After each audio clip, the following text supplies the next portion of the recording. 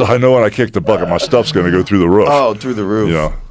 But yeah, I stay busy with all kind of craziness, man. You know what's really encouraging to me is that despite all the physical abuse your body's had, your mind is very sharp. And even though you've gone through this whole fentanyl problem, the opioid thing with people with injuries, my God, it's so legendary. So many people have had those issues. But you came out of the other end, and you seem clear as day.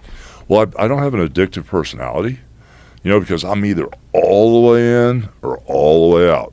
And you got to realize that all these wrestlers, and I don't know the numbers, but, if you said football, how many wrestlers have died in the last 25 years, the number could be 10 or 20. If you said baseball, the number could be 10 or 20. But when you say wrestling in the last 30 years, it's a couple hundred, like 250 guys that have heart attack, overdose, this, that, and the other. And I was the ringleader. Yeah. I was definitely the ringleader, and I ran real hard. But I just kind of knew when we got to the edge, I knew when to pull back. So what was this partying, or did it start with injuries and then lead to? It's the schedule. It was the schedule, first off, and not have any real rules. Because, it's like Vince McMahon runs the show, okay? And so when, let's just say, Roman Reigns goes out, who's one of their biggest stars now. I don't know if you guys are familiar with what's going on now, but Roman Reigns is a huge star. And when he goes out to wrestle somebody like Dolph Ziggler, the referee or Vince, or whoever's the agent, will say Roman Reigns is going to beat you, Joe Rogan, with the sleeper hold or something, or a Superman punch. Okay, fine. Well, back in the day, when we first started and Vince took over, I'd go to the Philadelphia Spectrum, and Vince would say, okay, I want you to beat Piper with a leg drop. So, okay, I'd go tell her, hey, Roddy, Vince wants me to go over and beat you with a leg drop. He'd go, no. Okay. Well, what do you want to do, Roddy? And then I'd have to explain business to a lot of guys. And I love Roddy to death. We hated each other for years, and then we became really, really close before he passed the last 5 or 6 years. And so I would always tease him when we became friends. I said, Roddy, like when you didn't want to do, Randy and I would flip the belt back and forth all the time, because Randy would do business, and if I needed the belt back after a movie, give it back, then I'd drop it to him again. And I told Piper, I said, you made a lot of money, but can you imagine how much money, you got 8 kids, or 7 or 8 kids, I said, can you imagine how much money you would have made if you'd have let me beat you one time? Then I could have went to Vince and said, hey, we can trust this guy. Let's put the belt on Piper, because I don't need the belt. Right. I got the gimmick, bro. I'm all clear in my stuff. I was locked and loaded. I needed somebody to take the belt so I could chase him. Right. Because if I can put that belt on you, I see a big dollar sign there, and I'll chase your ass all over the place. Right. I said, Roddy, can you imagine how much money you would have made if you let me just beat you once? And then you come to WCW, and I'm a bad guy. You beat me every night. Big deal. It's a work, brother, Right. It's all about the money and the miles. If there's money to be made, let's make it, brother.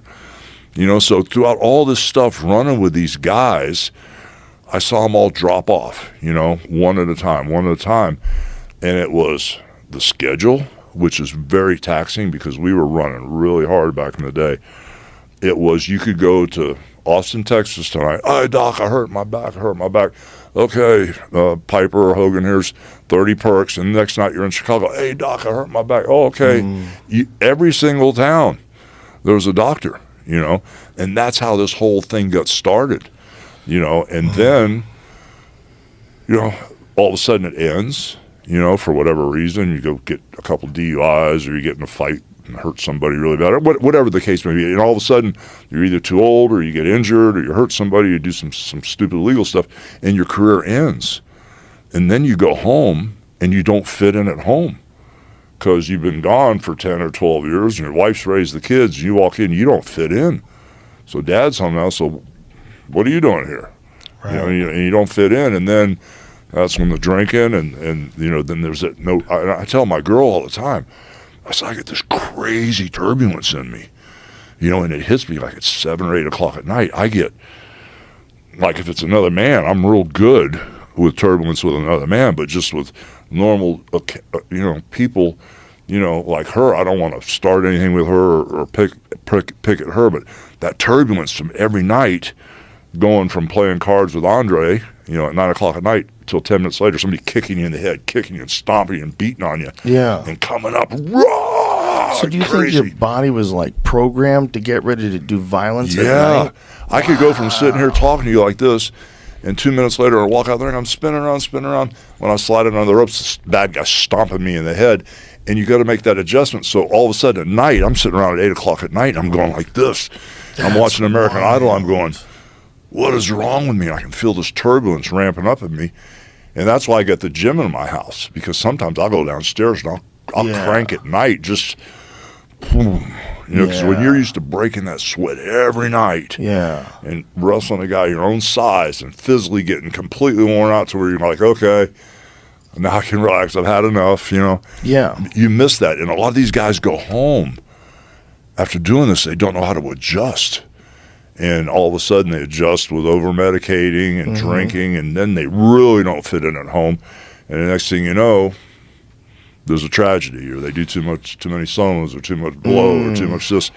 And it's just been a repeat scenario in our business. So for me, you know, talking about all this negativity and the stuff that's going down, my life is really good, brother. I mean, you know, I might have some physical issues from all the surgeries, but I'm healthy as a horse, you know, and at the end of the day, I train, I eat good. I mean, I really have a great outlook on everything, you know, and I have my... You look good. You look healthy. You really do. It's great to see. Well, I mean, you know, I just turned 70. That's amazing. And a lot of guys that, you know, that are around that I went to high school with, and I see them, they look like they're 95. Yeah. You know, and I had some guy come to me the other day, hey, we got the same birthday, we're the same age. I looked, and it was during karaoke at my bar. And he goes, we're the exact same age. I looked at him, bro, he was like 100 miles of bad road. Yeah. And I'm like, what did this guy do to himself? People stop moving. They stop moving. They stop taking care of themselves. Well, that's what Willie Nelson told me. He said, Hogan, if you slow down, you go down. Well, look at fucking Mick Jagger. We went to see Mick Jagger we went to see the Stones last year. Yeah. And it was Mick Jagger's Biden's age. And he has 2 trailers that he brings everywhere he goes that are just exercise equipment. Wow. This guy trains every day. He trains every day. And that's how you can still move around like that when you're 80. He's up there dancing and shit and singing and putting on this amazing show at 80 fucking years old.